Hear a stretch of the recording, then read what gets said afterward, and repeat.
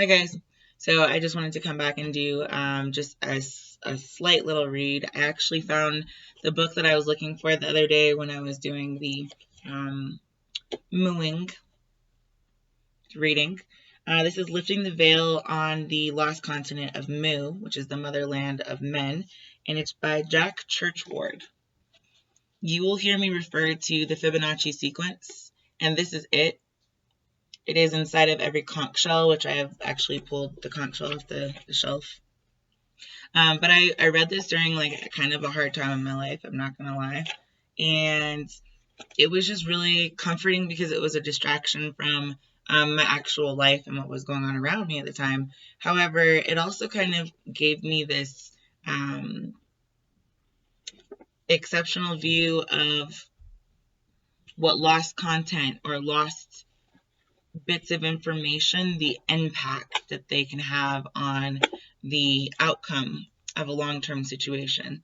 So I'm going to go ahead and draw from my personal, well, I did a collage deck.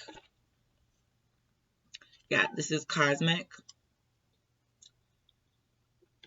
So it's got like ginger roots and kiwi and a whole bunch of seeds. Things can be seeded for you as a child from top to bottom or from beginning to end pretty thoroughly.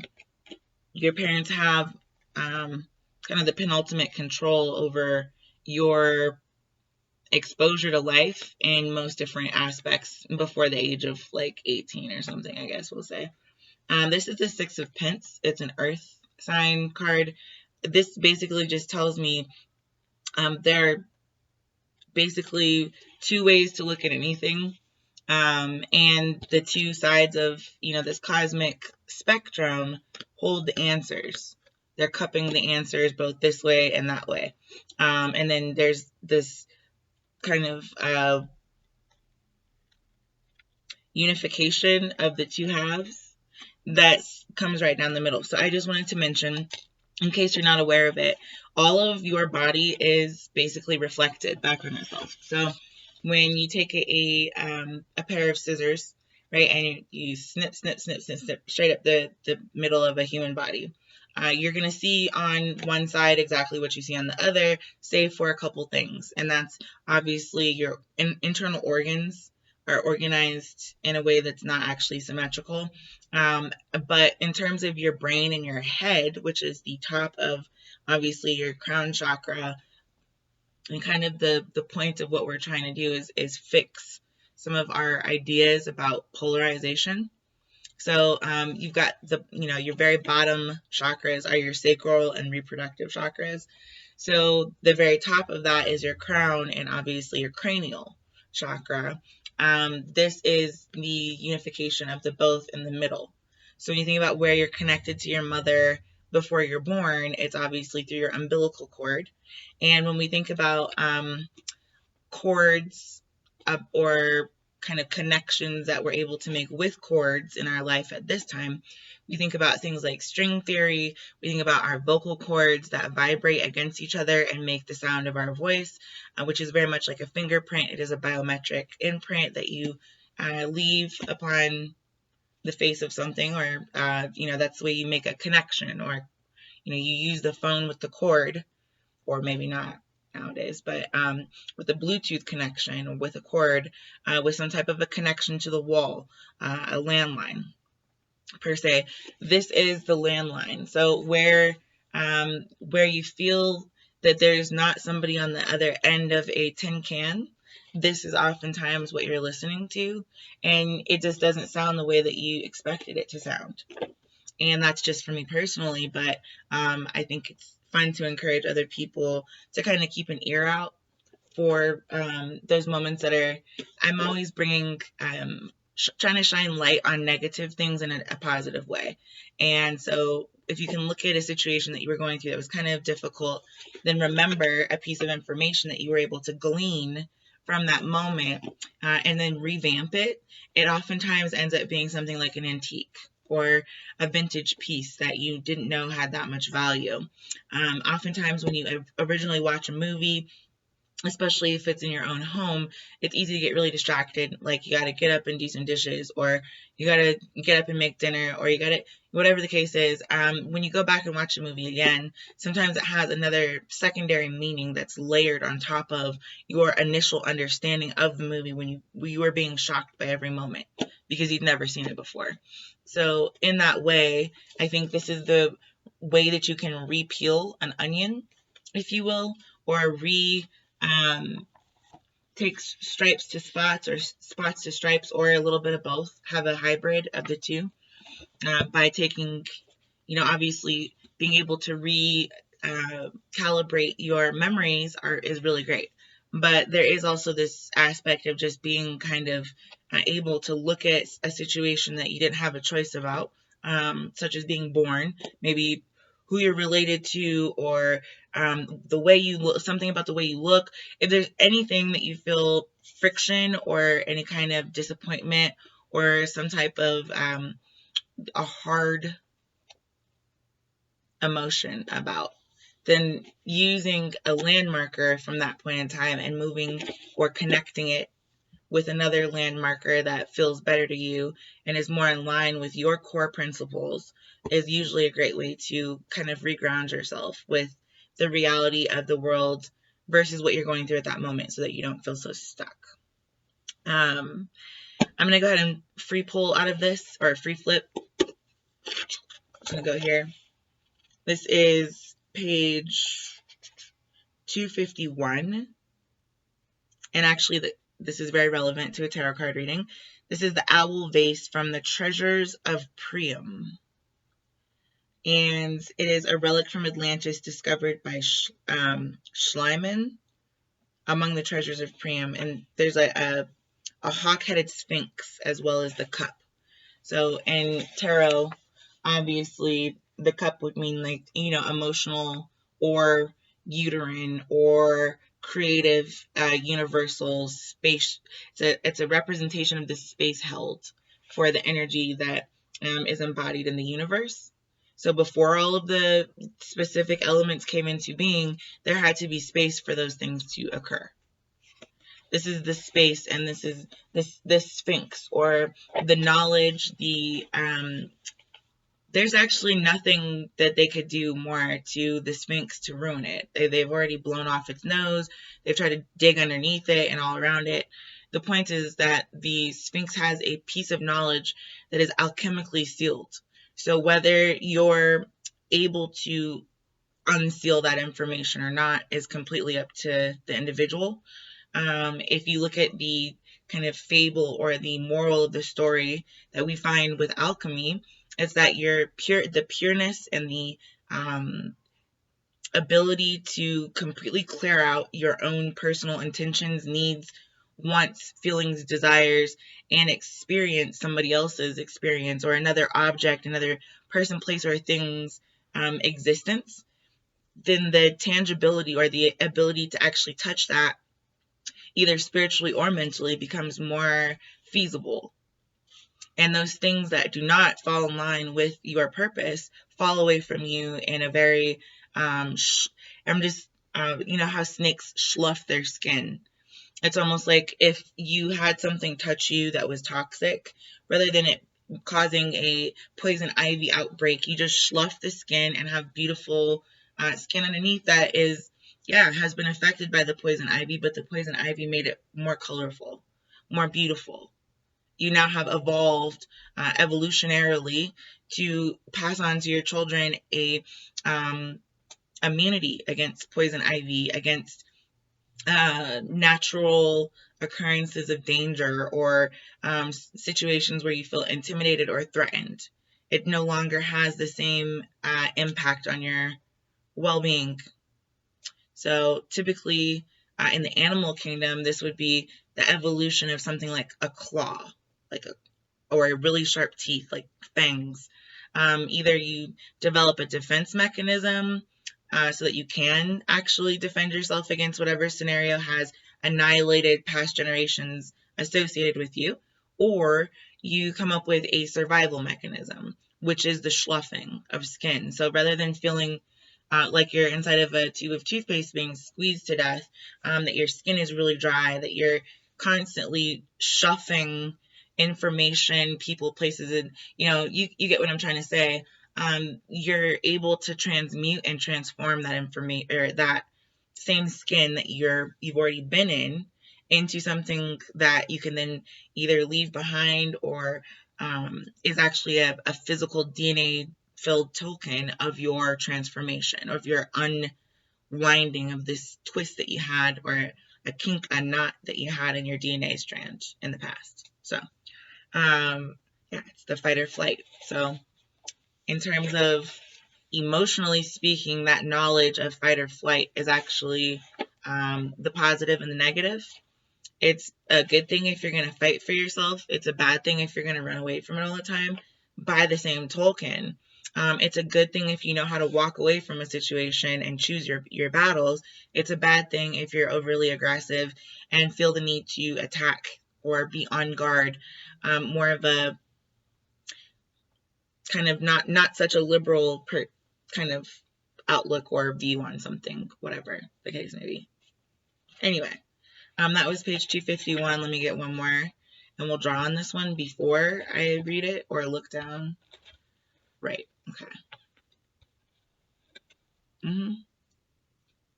Okay, so this is, in my deck, the Two of Cups reversed, so no love, and there's this World card in reverse from the World, and then this is Two of Wands, so moving forward.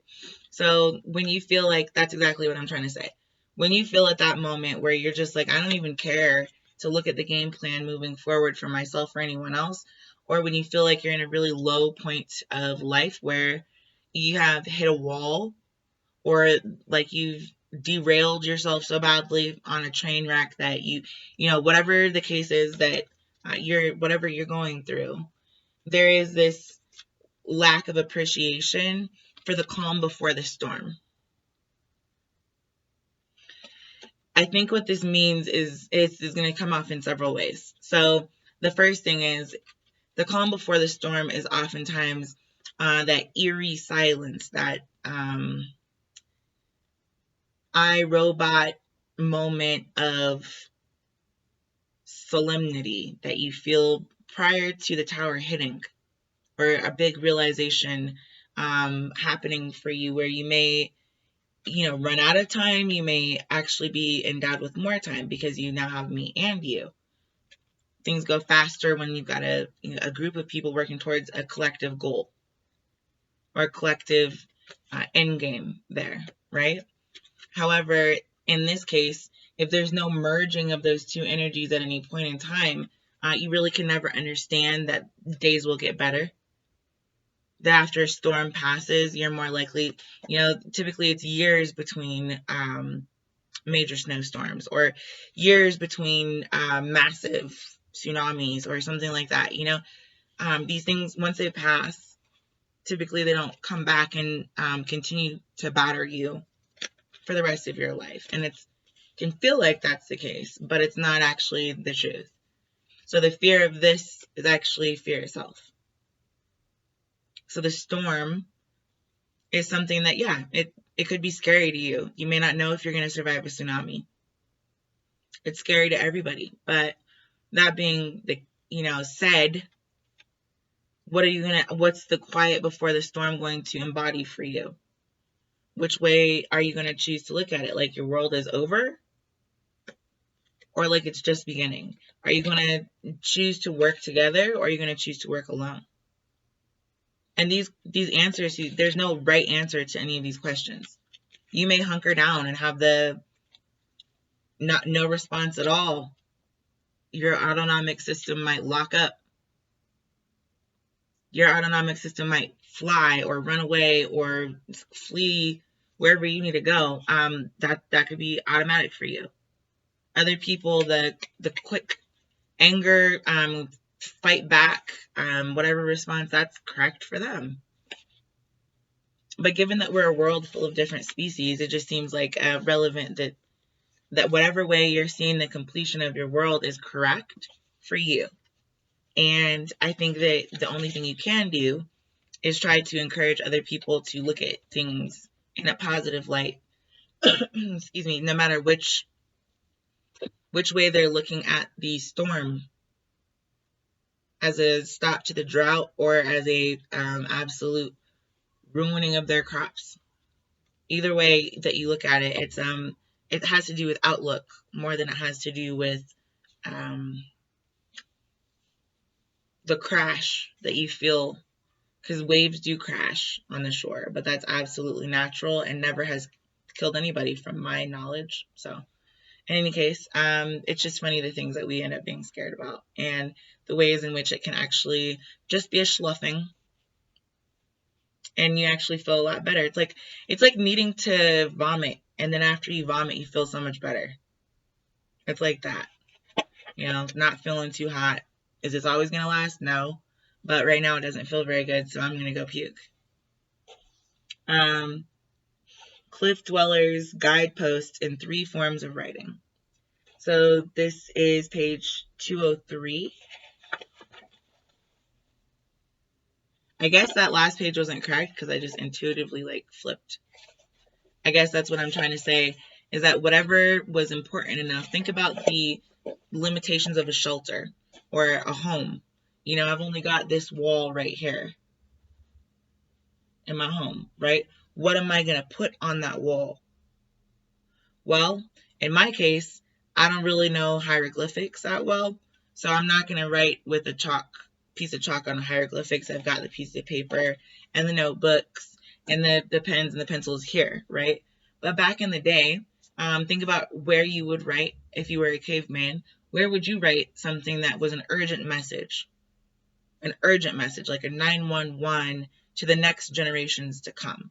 If you had one thing you could write because there's only one wall, then the things you would write, you would try to make them as profound as for the longest period of time that you could think of, or the most significant, right?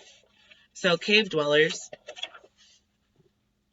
they had the options right in front of them to fear the storm, to complete the storm by trying to record the information needed to survive for the next generation as a tool or a weapon moving forward, spiritually speaking, for the survival of humanity, which is literally just a key component of life. We're all here and we don't want to be taken out early. And then also as a means to communicate or connect the dots. So, it's just, here it says in figure 1, this would be representing Arizona in this specific entry. It's directions about the overland trail. Figure 2 is New Mexico. Directions from land trail, different language completely. And then figure 3 is Utah. Directions land and water route to a settlement, not the same people as either 1 or 2. So when we're thinking about the hierarchy of power, there really is no hierarchy of power. They're just options on the way that they present themselves in this physical 3D world or manifestation, much like water. We'll just use the example from Utah. Water can obviously exist in a solid, a vapor, or a liquid form, but it's all still water. It depends on which one of those is most productive and effective for your specific use. Are you boiling something to sterilize it or to, soften it up like a potato? Are you needing something to be in, you're like one of those, I'm just seeing the little containers that they use to put up little babies' noses and pull out like all that snot, the bulbs, the blue bulbs. Is it something that you need to keep it in liquid form and be able to transport it so it's sucking in is it like a straw? Or are you looking for a solid state of ice that you could stand upon and go skating with a partner? Which way are you going to manifest and what are you doing? That has a lot to do with the form that you would like the specific elemental manifestation to come to you in. So in that way, whatever was written on the walls, whatever situation you're going through, whether you feel like you're boiling, like you're angry, whether you feel completely cool about something, like you just could care a little bit less, like I'm gliding through life, or whether you feel like there's a transportation that is happening where you're moving from point A to point B. That is literally the information that would be useful to the next generation for you to record. It doesn't mean that all of this is gonna tell you about the best day in the history of the people. If they've got one opportunity to offer you a vital piece of information, it might be via telling you about a tragedy or telling you about the best day. If they lived in Pompeii, it would most definitely be about the volcanoes and when to leave, maybe. On the Mayan calendar, it tells us about this certain set of a certain time frame that is set in stone for them, literally carved into a piece of stone. On the caves of the Anasazi ruins, the hieroglyphics, these are all carved into walls. Then we've got sacred manuscripts like the holy books, the Quran, the Bible, the Torah, just tons of sacred holy books that have been found inside of what we assume are, temples, mosques, churches, whatever, establishments we're talking about. So there's multiple ways that the early printing presses, I guess you could say, or that beginning of an industrial age after a revolution has happened or a Renaissance period has taken place, the momentum changes between the actual the actual Renaissance itself. So this, hodgepodge of ideas that everybody's throwing together via each other and themselves, and then the actual recording or the actual record keeping associated with the victor or the person who came out on top, because that's who gets to write and finish their pieces of intellectual property as fact to hand forward to the next generation. So I could give this to my son. I could choose not to. This person, Jack Churchward, it's a piece of information that I can either insert into his future intentionally or remove intentionally, which is exactly what kind of I'm talking about with societal institutions and norms, is that we've kind of made lists of things that we think are the best to hand forward, and the fact that that's a choice. Oh, okay, so Uncommon Goods came out, which is the Four of Wands, and then Ten of Cups, which is brilliant thinking.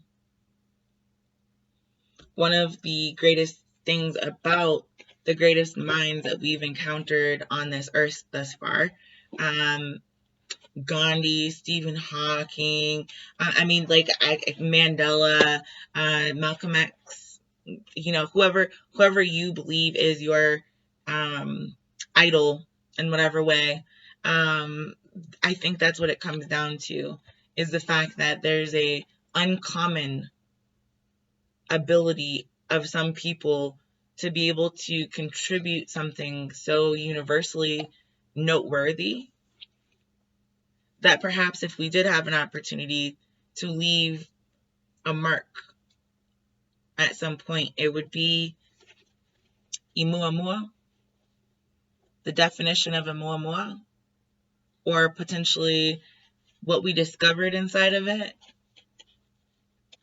I mean, if you're into aliens, that might be a thing. It could also be the how do you find a solution to ground beef, like Temple Grandin, what we were talking about the other day. Is Moolah really the devil? Or does the word diva mean devil? So we associate somebody who's dramatic or able to express in a passionate way their belief system, facts, explorations of the mind, all of those things. Is that what we call a diva? Or do we call divas people who have soliloquies and arias and tons of different forms, like Othello? And do we call Shakespeare and Beethoven divas because they loved their craft, even though it was definitely difficult for them? definitely had them by the ear at times, and they didn't make any money off of it until after death? That's the question. That's the main question. It's an exploration of your specific biometric, biological carbon footprint that you choose to leave behind. What does that embody? Because if you only tell the good stories or the story of the victor, you know, as a human, you tell the story of the victor. I'm pretty sure that this leopard may have felt a little stressed. His mouth is hanging open, his tongue is hanging out. If you know cats, then you know that he's either hot or stressed if they have their mouth hanging open like that and are panting like a dog. In order to get the observation, the information from a piece of art or a photograph or a piece of literature that is passed forward through the generations as a record of what took place in which pattern, then the input of anything besides the truth, whether it be gory or not, really only causes a fight inside yourself and other people, because that's what being lost on a continent means, is that you're mooing, you're mewing, you're literally making a sound that is asking for help.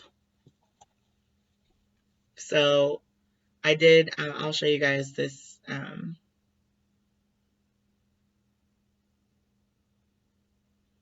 this little clip that to me is kind of the expression of this.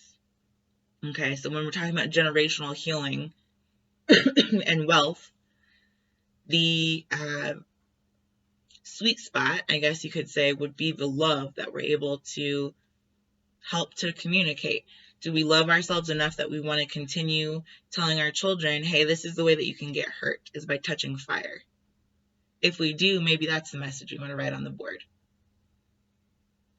Don't touch fire. Don't fall in love with somebody that doesn't love you back.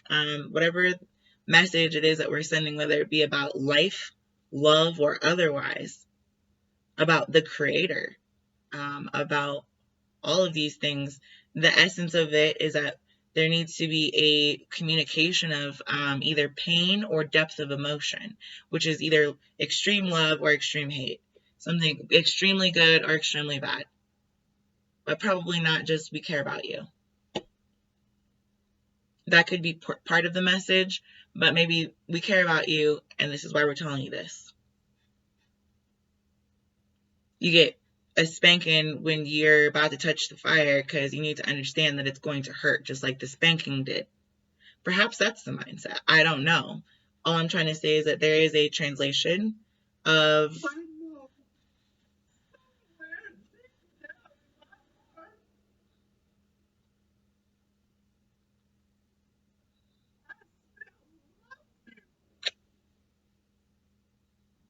okay, so that's the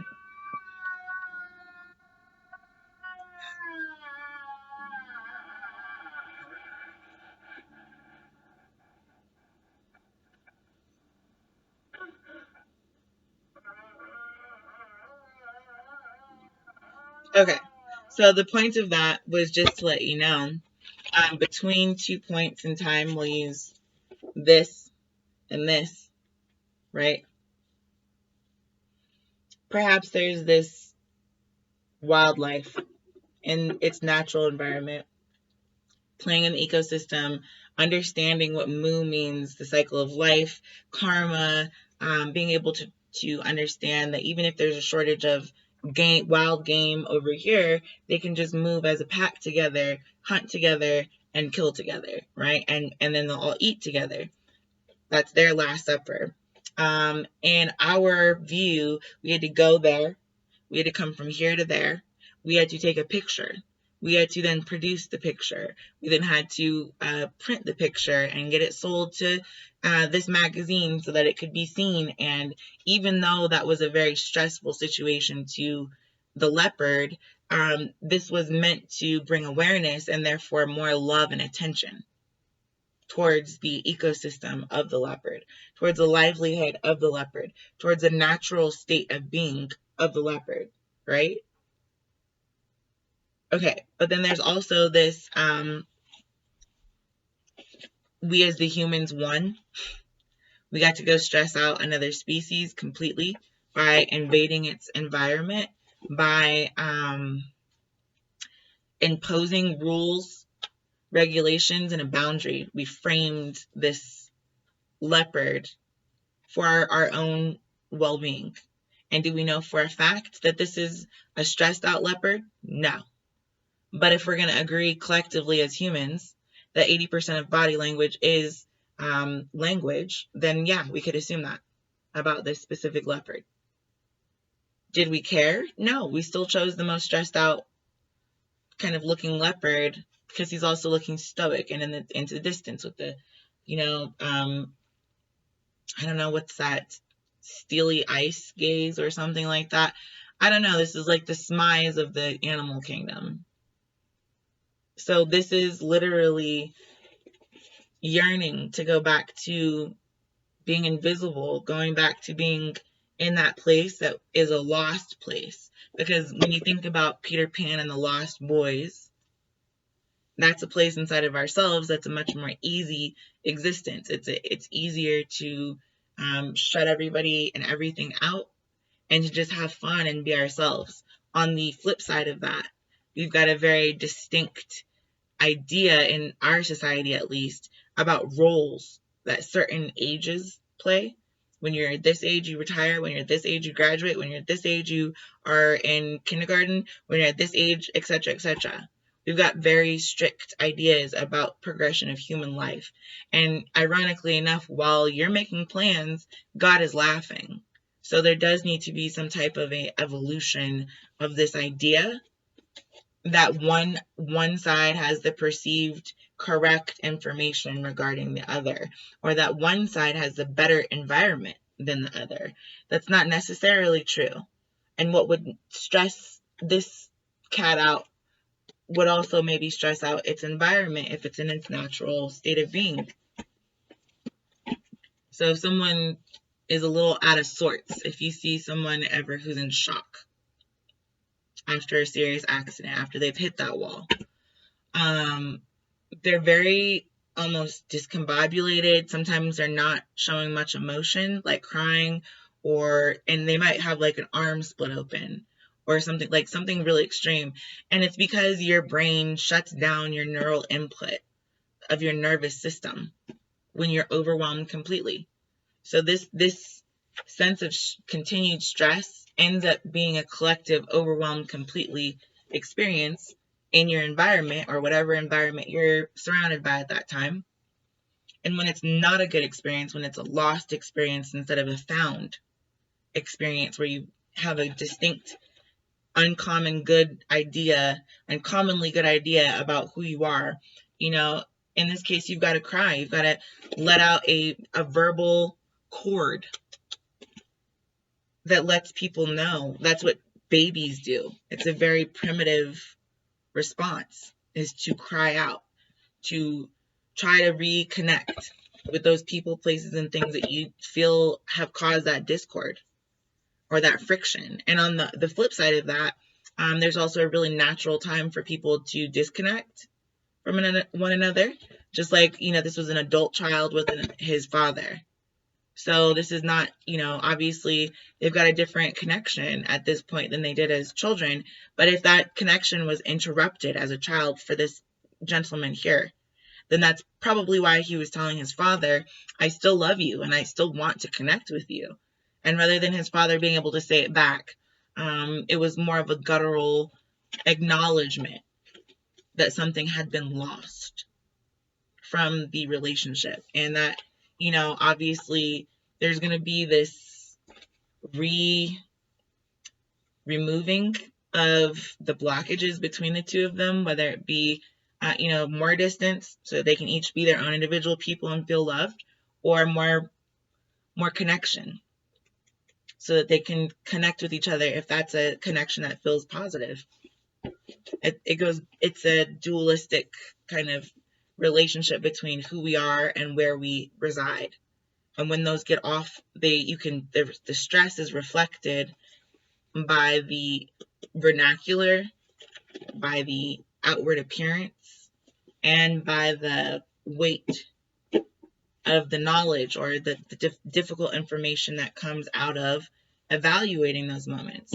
However, those moments are very, very helpful in defining further who you are, where you came from, and why. So this other subjects included in this book: the Lost Continent, the Land of Man's Advent on Earth, Egyptian Sacred Volume, Book of the Dead, Symbols of Mu, North American's Place Among the Ancient Civilizations, the Geological History of Mu, Ancient Religious Conceptions, and Ancient Sacred Mysteries, Rites, and Ceremonies. So this has a lot to do with rite of passage. So that movement that we were talking about, being able to remove or place yourself. Take a stand for what you believe in or sit down.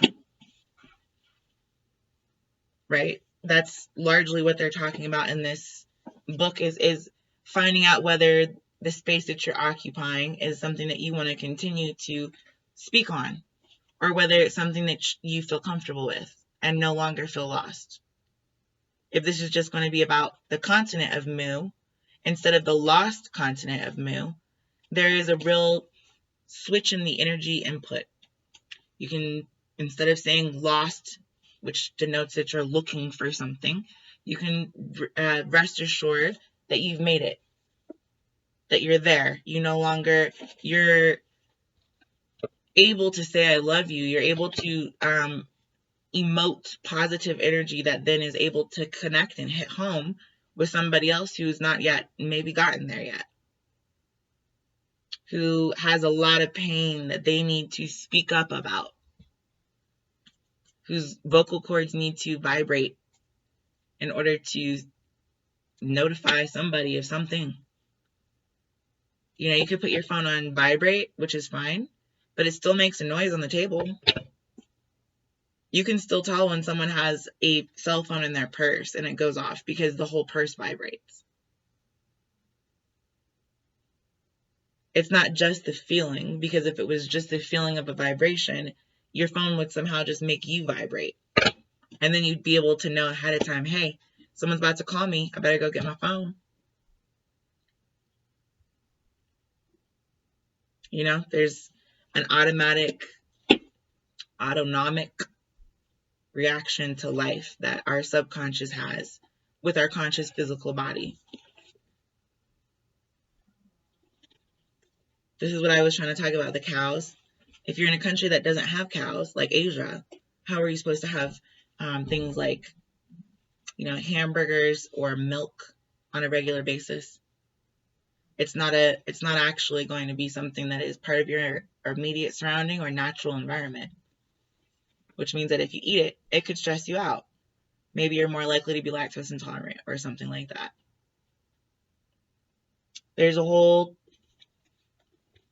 and it's not about superiority, it's about bloodline. It's about understanding where you came from so you can either use that to your advantage or take it into account when trying to achieve something.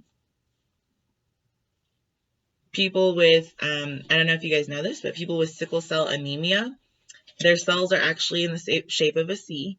And the reason for that is so that mosquitoes can't come along and suck their blood. Because in Africa, if you have, cells that are not C-shaped, that are just round, then obviously a mosquito can bite you, pass you malaria, and then you're then infected and can pass it. That's the way it's transmitted, is by blood transfusion. Okay, but there's also sickle cell anemic people in Africa wouldn't be able to get malaria. They would be immune to it because their cells have evolved to protect them against that by making themselves into a C shape. So there are certain evolutionary advantages given to certain people based off of the places that we have come from, our immediate surroundings and environment. This is the nurture, and this is the nature of the situation. Whatever your environment is, it's going to have an effect on you, but the reasons why it's having an effect on you are somewhat genetic, and they are somewhat available for retranscribing. You can rewrite some of your medical history by understanding these two components that are then passed forward down the genetic line. It's like breaking chains or flipping switches so that different parts of the hallway are lit up. Maybe where a tripping hazard or a spill hazard is versus in a place where everyone is able to feel the walls and navigate just fine. Okay, so that's all I have for now, but I just wanted to share that idea with you. Let me get one outro. Let me just do future energies or outcome from this. Yeah, there we go. Yeah, don't lose your ability to for me, I'm a woman and I'm reading this, and we've been talking a little bit about obviously cats, kitty cats. So all I'm gonna say is that I do think that without having to cleanse, this is the Sage card in reverse. So without having to cleanse the bad times or those parts of your environment that have clouded your view or that have left you feeling lost or somehow emasculated or infeminated, I don't know. Try to look at that as part of what you're going to take into consideration, yet not necessarily pass forward. So it's a consideration. When I'm writing down how to reproduce in the future, I'm going to tell my children, hey, there was an area over here where we got lost. Maybe that's how I met your father. And in this area, there were X, Y, and Z steps that we had to go up forever, ever and ever and ever. Okay. And it seemed like we were just about to walk into the clouds before we realized we just climbed Everest. And at the top of Everest, we didn't have to cleanse ourselves. We didn't have to explain ourselves. It says, if I started apologizing, I'd be really busy all the time. Yeah. This one right here doesn't need the stress of us being in the face, of us being all up in her business and then framing it with yellow. She does, maybe she doesn't like yellow. You don't know that part. We just can tell from the way that things appear and based upon the analysis of the immediate environment that she might be lost or separate from the rest of her pride, the rest of her group, and she's stressed. So this is about her knowing her own way. She knows her own way already. She doesn't need to clear out any of her knowledge. What she needs is to be left alone by people, places, and things that will dub her as lost and frame her as such. Then maybe she could stop being so scared, maybe running, feeling like she's being chased, challenged with this. That's a pretty big deal. If you feel like someone is chasing you down to take this from you or to somehow impede you as a natural human, then this becomes you do feel like you need to clean out everything and everybody that's going to stop you from getting there. So that could change, and I think that change is the honesty that it takes to say, hey, we're not going to frame you as lost or in this yellow frame as though you've been a pissy navigator thus far. What we're going to do instead is recognize the fact that you're stressed out. We're going to give you a title that you can stand up in front of and a piece of land that is your own, that is your place to stick your flag and that you don't feel like you're going to be ethnically cleansed of your legacy.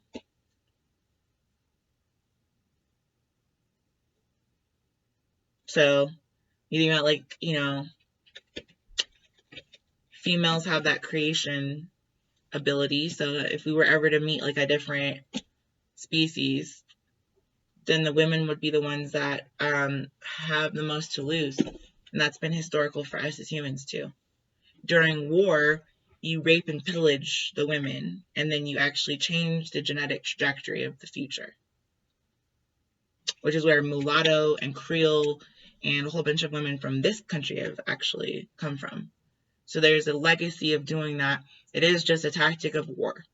So any country that's ever been in war, it probably took place at some point. But the point is, moving forward, if what we don't want to see is the fallout of war, we should probably change the way that we look at ourselves, stop making excuses for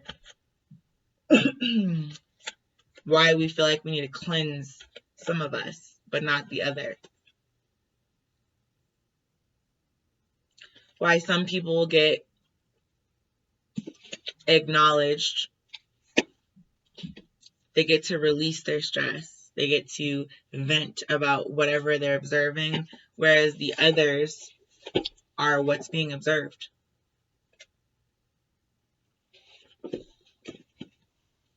almost like I'm hearing the analogy, or kind of given the example of somebody who has a one specific person, right, that just absolutely triggers the living daylights out of them. They cannot handle this person. It's as if this person every week has a presentation at work. That's an optional presentation. And if this person decides to show up at the presentation every week, but then continues to hate the person and hate everything about the presentation, it begs the question, why don't you leave? Why don't you stop going to the presentation if you don't like it? Stop going. Cleanse yourself of that situation. That's the same thing that we're looking at, but also realize that there are people, places, and things, animals, plants, higher beings that don't have a voice, that we are able to connect, or our umbilical cord of a connection with them as infant-minded human beings is so small or so insignificant that compared to their regal nature, we're stressful to them. They don't need a camera to remember what they saw or where they were. They can go back through the Serengeti for miles and miles without a Google map and figure out how to get back to the same exact water hole. We're the ones that need the camera, and we're the ones that need the GPS. So if you don't like going to the water hole or watching this being go to the water hole, why are you making it the primary place that you're occupying yourself in your environment? Why are you occupying yourself in someone else's world? I thoroughly enjoy the job of being able to explain how to get somewhere to somebody, like giving them directions. And the reason I enjoy that is because it's gratifying. I'm able to help.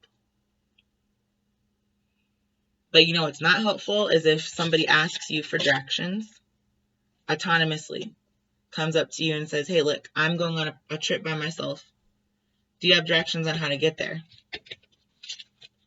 And rather than just saying, no, I don't have directions on how to get there, the person says, oh, well, I think I can tell you the general vicinity that it's in. Well, if you don't know your way, if this is, you're still looking for it, then when you get there, you still haven't found the print that you're looking for. You've now had to pull out a second map. Stopped at a gas station. This is your second stop. 1, 2. And you still aren't there. At this point, you're just lost. That's when the stress kicks in, and that lost calling out. So the next thing that comes from here is just absolute distress and roaring. Yeah, just hearing roaring. It's almost better not to give directions if you don't know the way. So each of us can only know the way for ourselves, ironically enough, when we're talking about spiritual work. But I think there's also, that's the point of needing to do it yourself. Someone else can't do the spiritual work for you. You can't watch someone else do their spiritual work and then try to emulate it either, because the path that you need to take, that you already have pre-recorded in your brain about how to get back to the watering hole, is something that only you know. You can share it with somebody, and then you can know it with them or look independently next to each other, individually in the same space, or individually as two individuals coming together to experience the experience together. But the experience may not be the same.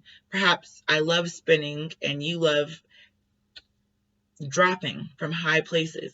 So when we go to the amusement park, we could both get on each of those rides, but I'm not going to like one and you're going to like the other, and you're not going to like one and I'm going to like the other. It's just the nature of who we are as humans. The experience is pleasurable for me, but not for you, because you don't like spinning. So in any case, that's all I have to say about that. And I think that's going to be all for the collective this week. I'm going to go ahead and finish weekly readings as well. So enjoy those. If you enjoyed this, please like, share, comment, subscribe down below, and I'll talk to you guys next time.